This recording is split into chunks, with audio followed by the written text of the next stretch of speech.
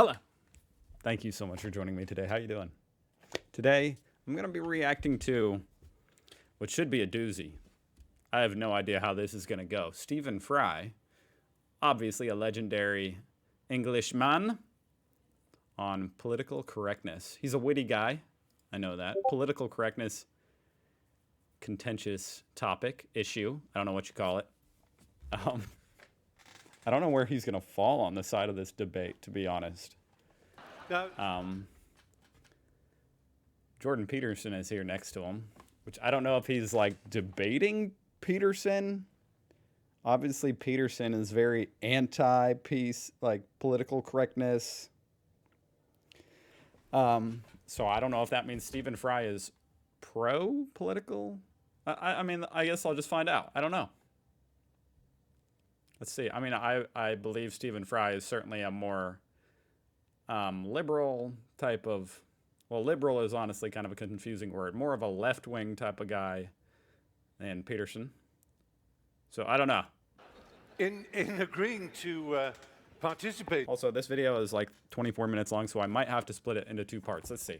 In this debate and stand on this side of the argument, I'm fully aware that many people who choose incorrectly, in my view, to see this issue in terms of left and right, devalued and exploded terms, as I think they are, will believe that I am betraying myself in such causes and values that I have espoused over the years. I've been given huge grief already simply because I'm standing here next to Professor Peterson, which is the very reason that I am standing here in the first place. I'm standing next to someone. I can imagine he was. Anybody who does a show with any kind of controversial person is always given a lot of grief and stuff. I think that's extremely misguided in my own personal opinion.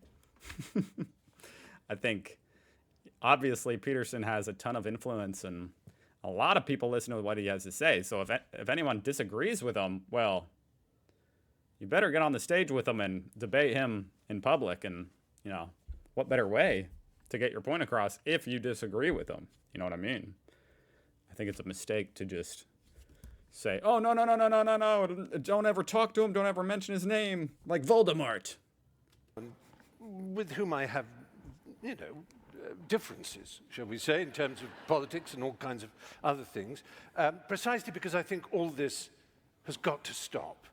This rage, resentment, hostility, intolerance, above all this with us or against us, certainty. A Grand Canyon has opened up in our world. The fissure, the crack, grows wider every day. Neither on each side can hear a word that the other shrieks, and nor do they want to. Beautifully said. Wow, that was awesome. I think about that more and more, honestly, like almost every day at this point. It's kind of disgusting how discourse has evolved. And I'm old enough now to remember when it wasn't quite as bad. And just watching it evolve seemingly parallel to the internet. I don't know how the internet... You would have thought the internet would make us all a little bit more connected and a little more sympathetic with each other. But it seems like it's kind of done the opposite.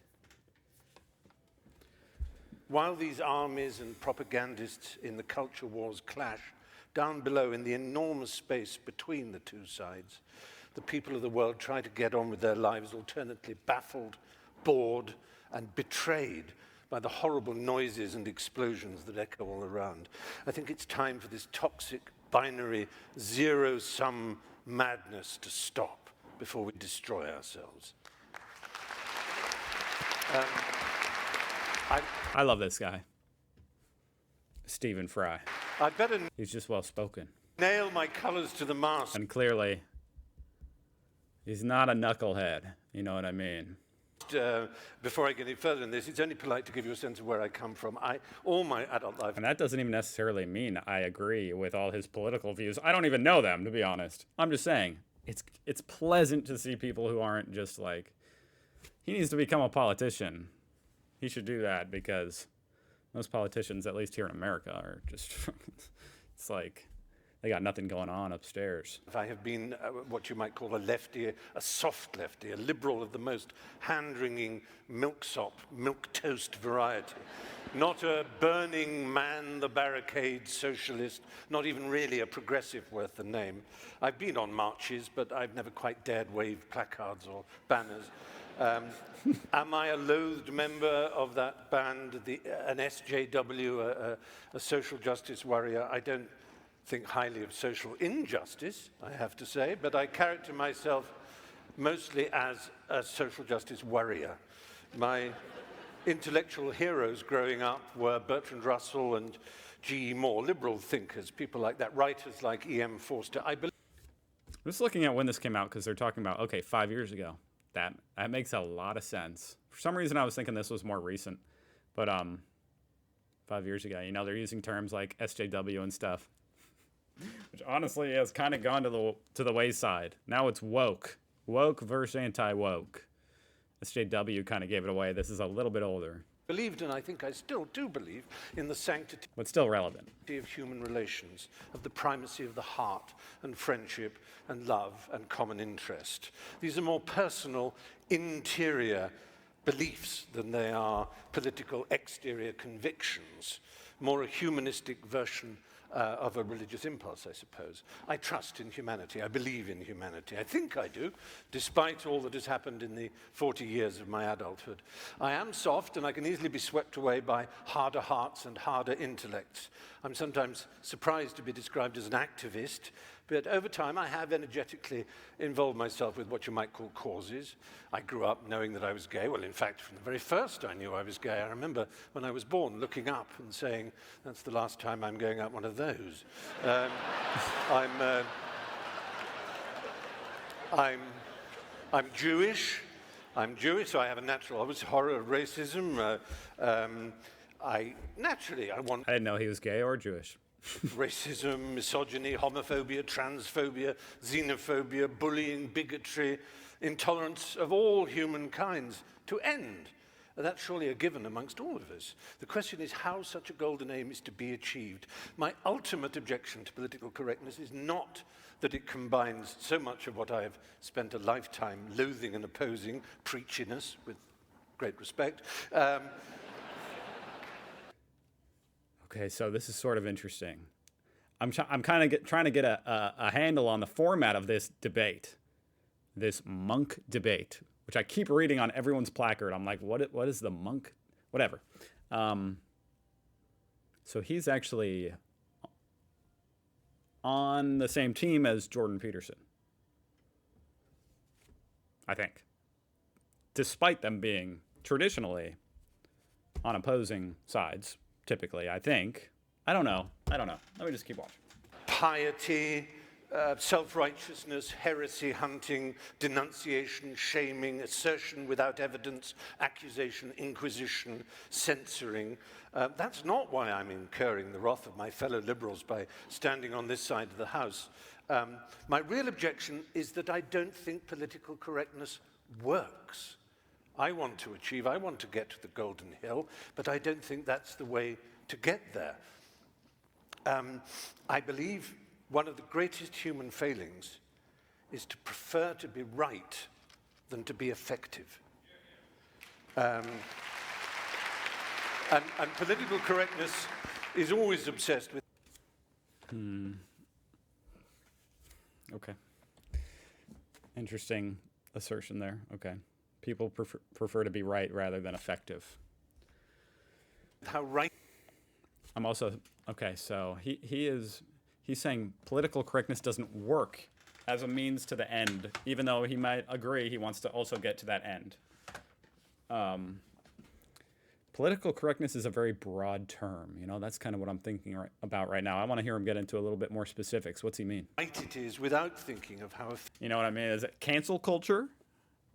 That didn't seem to work very well. Effective it might be. I wouldn't class myself as a classical libertarian, but I do relish transgression, and I deeply and instinctively distrust conformity and orthodoxy. Progress is not achieved by preachers and guardians of morality, but... So it seems like the way he's talking, honestly, I'm not super familiar with Stephen Fry. Okay, so I'm getting a little bit of an introduction here. I just knew he was, toward the left, and Peterson is toward the right, of course. But it seems like on the other axis, they are closer to each other. As far as libertarian, authoritarian, they're both. That's why they're on the same side. It seems, maybe. Paraphrase Yevgeny Zemyatin, by madmen, hermits, heretics, dreamers, rebels, and skeptics. I may be wrong. I hope to learn this evening. I really do think I may be wrong, but I really appreciate the humility in Stephen Fry. Wow, I'm actually totally impressed. He might be. I need to listen to more, but so far I'm loving what I'm hearing out of him. Prepared to entertain the possibility that political correctness will bring us more tolerance and a better world. But I'm not sure. And I would like this quotation from my hero Bertrand Russell to hover over the evening. One of the painful things about our time is that those who feel certainty are stupid, and those with any imagination and understanding are filled with doubt and indecision. Oh man, yeah, absolutely. And I think that kind of explains.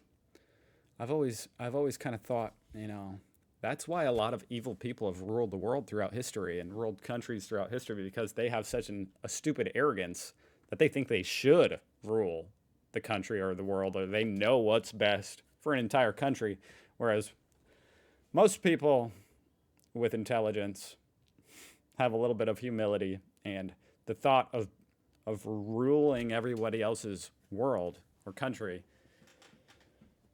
they don't have that type of stupid confidence to them where they say, yeah, I know for sure exactly what I need to do to make sure to do exactly what's right in every circumstance.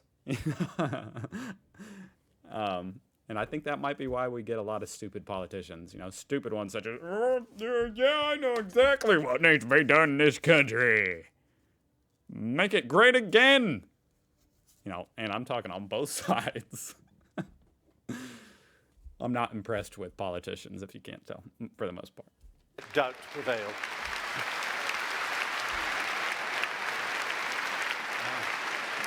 But at the same time, it's exactly why we need people like this with some humility to run as politicians.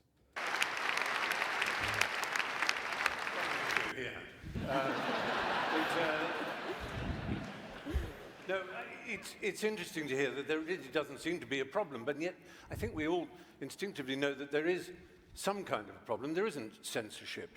Of course not in the way that there is in Russia. I've been to Russia. I faced off with a deeply homophobic and unpleasant man, and there's political correctness in Russia. It's just political correctness on the right, and that's what I grew up with, political correctness, which meant that you couldn't say certain things on television. You couldn't say fuck, for example, on television, because it was incorrect to do so. And as always, the same reason was that someone would appear and say, I'm not shocked. Oh, of course, no, I'm not shocked. I'm not offended. I'm offended on behalf of others, young, impressionable, plastic minds, the vulnerable.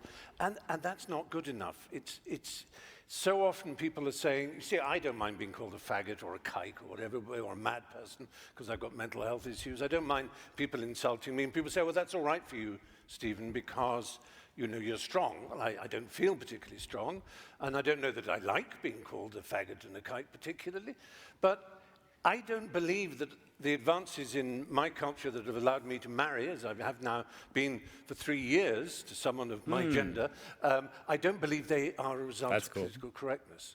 And maybe political correctness is actually just some sort of live trout that the harder we squeeze it, the further it goes away.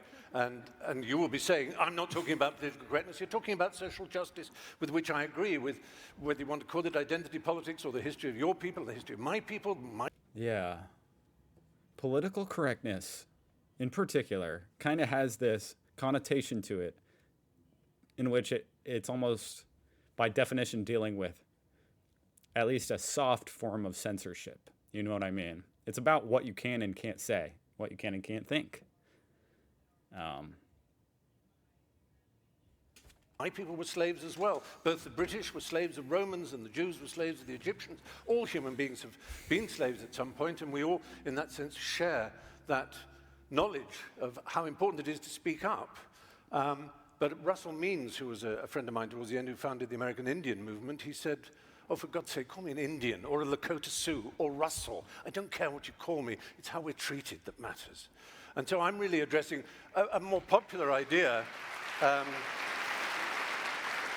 Also, actually, in Barrow, Alaska, an Inupiat said, call me an Eskimo.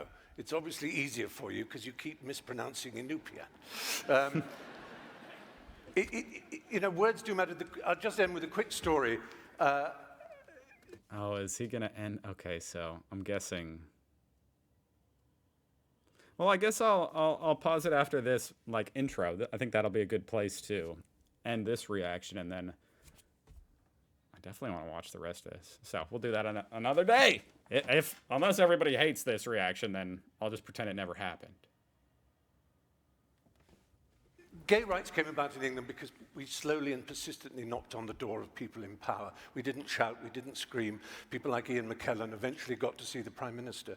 And when the Queen signed in the royal assent, as she has to, for the bill allowing equality of marriage, she said, Lord, you know, I couldn't imagine this in 1953. Really is extraordinary, isn't it? Just wonderful. And handed it over. Now, it's a nice story, and I hope it's true, but it's nothing to do with political correctness. It's to do with human decency. It's that simple.